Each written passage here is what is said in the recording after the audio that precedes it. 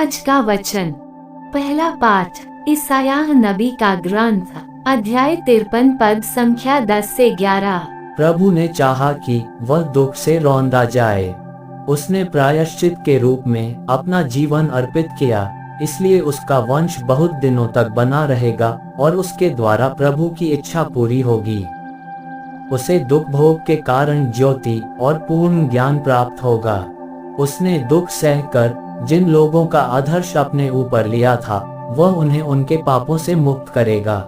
दूसरा पाठ इब्रानियों के नाम संत पौलुस का पत्र अध्याय 4 पद संख्या 14 से 16। हमारे अपने एक महान प्रधान याजक हैं, अर्थात ईश्वर के पुत्र ईसा, जो आकाश पार कर चुके हैं। इसलिए हम अपने विश्वास में सुदृढ़ रहें। हमारे प्रधान याजक हमारी दुर्बलताओं में हमसे सहानुभूति रख सकते हैं, क्योंकि पाप के अतिरिक्त अन्य सभी बातों में उनकी परीक्षा हमारी ही तरह ली गई। इसलिए हम भरोसे के साथ अनुग्रह के सिंहासन के पास जाएं, जिससे हमें दया मिले और हम वह कृपा प्राप्त करें जो हमारी आवश्यकताओं में हमारी सहायता करेगी। यह प्रभु की वाणी है। सुसमाचार संत मार्कुस अध्याय 10 पद संख्या 35 से 45। जेबेदी के पुत्र याकूब और योहन ईसा के पास आकर बोले, गुरुवर, हमारी एक प्रार्थना है, आप उसे पूरा करें। ईसा ने उत्तर दिया, क्या चाहते हो?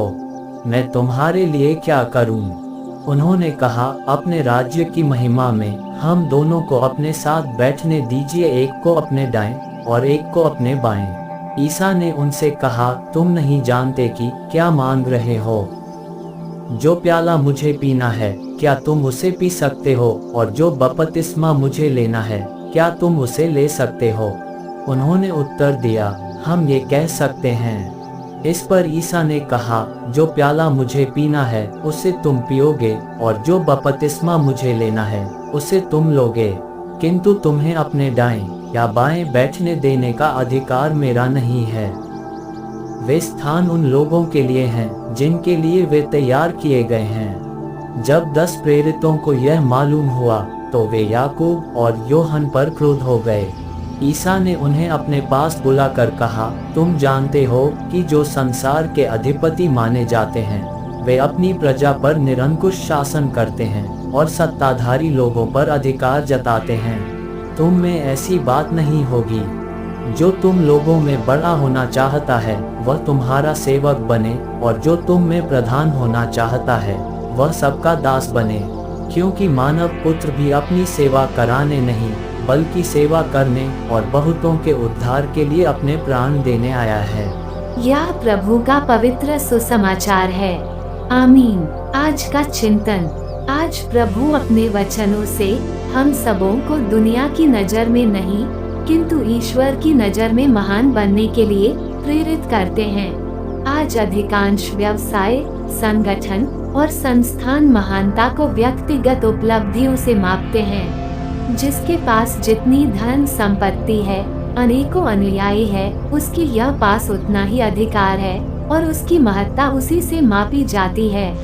सांसारिक नजर से अधिकार दूसरों का शोषण करना या गरीबों एवं कमजोर वर्ग के लोगों में हावी होना होता है। राजनीतिक क्षेत्र में इसको भली भांति देखा जाता है, जिसमें राजनेता गण गरीब जनता का शोषण एवं कमजोर लोगों को प्रताड़ित करते हैं। वास्तव में वे तो जनता की सेवा के लिए चुने जाते हैं, अर्थात उनका काम सेवा कराना नहीं, किंतु सेवा करना है। आज वचन हमें बतलाती है कि ईश्वर के राज्य में विशेष रूप से हम ख्रिस्तियों के लिए सेवा ही आगे बढ़ने का रास्ता है। अधिकार सेवा करने का है। माध्यम है शीर्ष पर रहने की चाहत, मददगार नहीं, बाध्य करने की निशानी है। हम ख्रिस्तियों के लिए अधिकार एक गहरा एवं सार्थक शब्द है।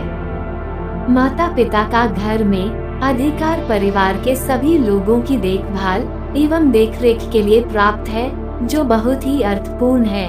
ख्रिस्ती या अगुवाओं या नेतृत्व करने वालों की भूमिका दुनियाई नेताओं से हटकर है। ख्रिस्ती या जीवन में नेता या नेतृत्व का मतलब सेवा करने वाला या परोपकार करने वाला है।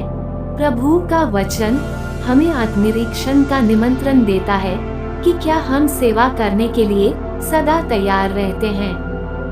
क्या हमारी सोच भी दूसरों से सेवा कराने की कामना करने वाला है।